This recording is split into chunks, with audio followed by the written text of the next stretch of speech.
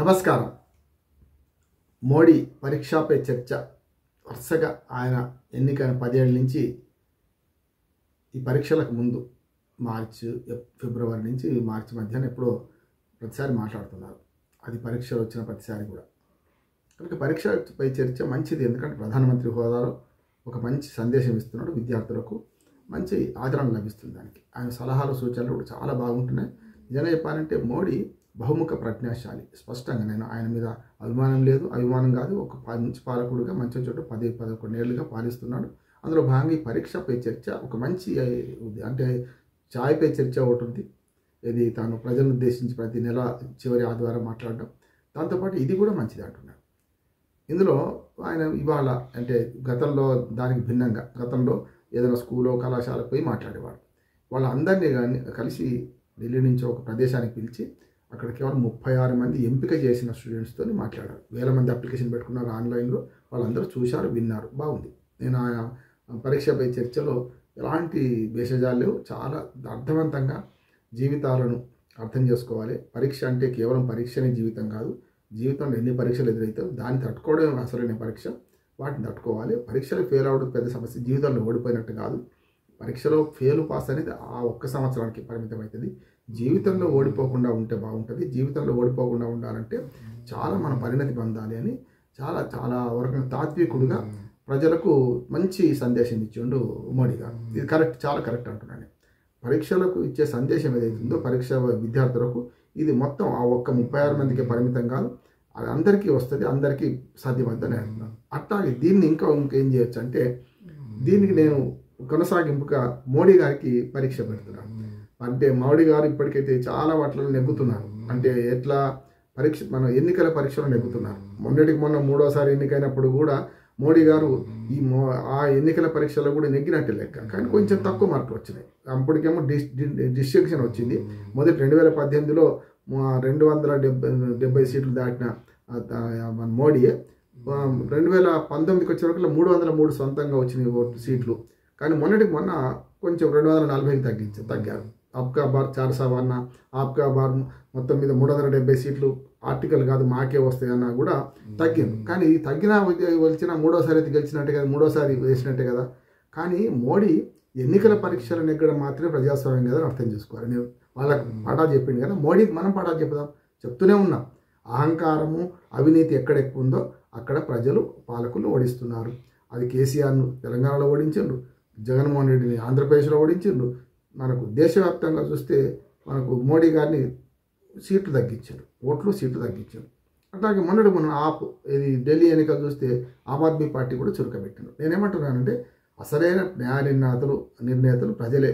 అసలైన ప్రజాస్వామ్యంలో పరీక్షలు ఎదుర్కోవాల్సిన రాజకీయ నాయకులు ఎన్నికల్లో రాజకీయాలు ఎదుర్కొంటున్న పరీక్షలకు తోడు నేనేమంటున్నానంటే మోడీ గారు విద్యార్థులకు ఏం చెప్పిండో మోడీ గారు కూడా ప్రజాస్వామ్య పాఠాలు చెప్పదలుచుకున్నాను. ఏమనంటే మన పౌరుడిగా మన బాధ్యత కనుక ప్రజాస్వామ్య పాఠాల్లో మోడీ గారు చేయాల్సిన పని ఏంటంటే ఎన్నికలకు మధ్యన ఏం జరగాలి. ఎన్నికల తర్వాత మళ్ళీ ఎన్నికలు వస్తాయి. బీహార్ ఎన్నికలు వస్తున్నాయి, మళ్ళీ వచ్చే సంవత్సరం పశ్చిమ బెంగాల్ ఎన్నికలు వస్తాయి, వరుసగా ఇంకో ఎన్నికలు వస్తాయి. ఇవన్నీ వస్తాయి. కానీ ఎన్నికలకు మధ్యన జరగాల్సింది అభివృద్ధి. ఎన్నికలకు మధ్యన జరగాల్సింది పార్టీల మధ్యన పోరాటం కాదు, శత్రుత్వం కాదు, అభివృద్ధి జరగాలి. అది జరుపుతలేడు, ఆయన విమర్శిస్తలేడు. అది మోడీ గారితో పాటు రాజకీయ నాయకులందరికీ ఈ పాఠాలు ప్రజాస్వామ్య ప్రియులందరూ చెప్పాల్సిన అవసరం ఉంది.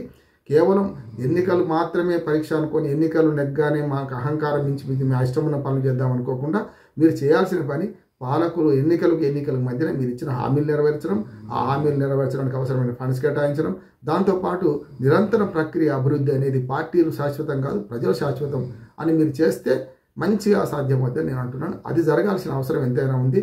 ఇప్పుడు ఆ ప్రజాస్వామ్య పాఠాలు వీళ్ళకి చెప్పాలి.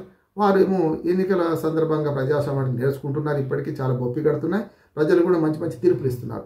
అట్లాగే పరీక్షపై చర్చ నందు నేనేమంటున్నాను, రాజకీయాలపై చర్చ ఇవి కూడా పెట్టాల్సిన అవసరం ఉంది. మోడీ గారు ఎన్నికల మీద చర్చ పెట్టాల్సిన అవసరం ఉంది. ఎన్నికల్లో డబ్బు మద్యం ఎట్లా ఏరులైపోతుంది, ఎన్నికల్లో కులం ఎట్లా మతం ఎట్లా ప్రాధాన్యత వహిస్తుంది, ఇవి కాకుండా దీన్ని అధిగమించి మనం ఆ రాజకీయాలు ఎట్లా చేయాలి. రాజకీయాలు సిద్ధాంత వైరుధ్యాలు ఉండవు, పరస్పర శత్రుత్వం ఉండొద్దు. అట్లాగే సమాఖ్య స్ఫూర్తిని కాపాడాలి. దేశంలో అన్ని పార్టీలు ఉన్నాయి, అన్ని రాష్ట్రాలు ఉన్నాయి. రాష్ట్రాల హక్కులను గౌరవించాలి, సమాఖ్య స్ఫూర్తిని గౌరవించాలి. పరీక్ష పే చర్చ, పరీక్ష ఒకటే జీవితం కాదంటే రాజకీయాల్లో గెలుపు ఒకటే జీవితం కాదు, గెలుపు ఒకటే లక్ష్యం కాదు. గెలుపు కంటే రాజకీయాల్లో నైతిక విలువలకు ప్రాధాన్యత ఇవ్వాలి. గెలుపు కంటే రాజకీయాల్లో సామాజిక న్యాయానికి మనం పెద్దపీట వేయాలి. దాంతోపాటు సమాఖ్య స్ఫూర్తిని కాపాడాలి. జమిలీ ఎన్నికల పేరు మీద మొత్తం రాజ్యాన్ని మొత్తం ఒకే పార్టీ ఒకే ఎన్నిక, ఒకే పార్టీ ఒకే చట్టము, ఇట్లా సరైనది కాదు. దీన్ని తెలుసుకుంటే మనకు మోడీ గారు అటు ప్రజాస్వామ్య పాఠాలు కూడా వినాల్సి వస్తుంది. అటు రాజకీయంగా మిగతా పార్టీలు చెప్తున్నాయి, ప్రజలు చెప్తున్నారు. ఇటు పక్కన పరీక్షపై చర్చలో ఆయన ఎట్లా మాట్లాడుతున్నారు విద్యార్థులతో, మనం కూడా ఈ ఎన్నికలపై చర్చ కూడా జరపాల్సిన అవసరం ఉంది. ఇది ప్రజాస్వామ్య ప్రియులందరూ ఈ పరీక్షపై చర్చను ఇట్లా మళ్ళించి ఇది ఎలక్షన్పై చర్చ జరగాలి.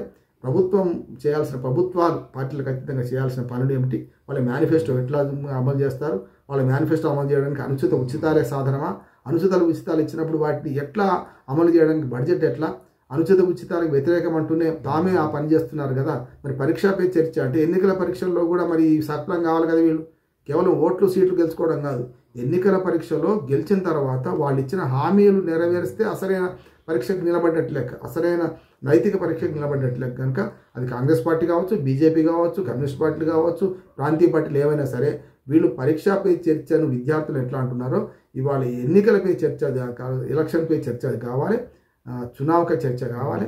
దానిలో వీళ్ళు చేయాల్సిన పని ఏంటంటే వాడు ఇచ్చిన హామీలు నెరవేర్చడానికి ఏదైతే వాళ్ళు పెట్టుకున్నారో టైం బౌండ్, ఆ టైం బౌండ్ ప్రోగ్రాం పని చేసుకుంటూ పోవాలి. అనుచిత హామీలు ఇవ్వద్దన్న వాళ్ళ మాట మీద వాళ్ళు నిలబడాలి.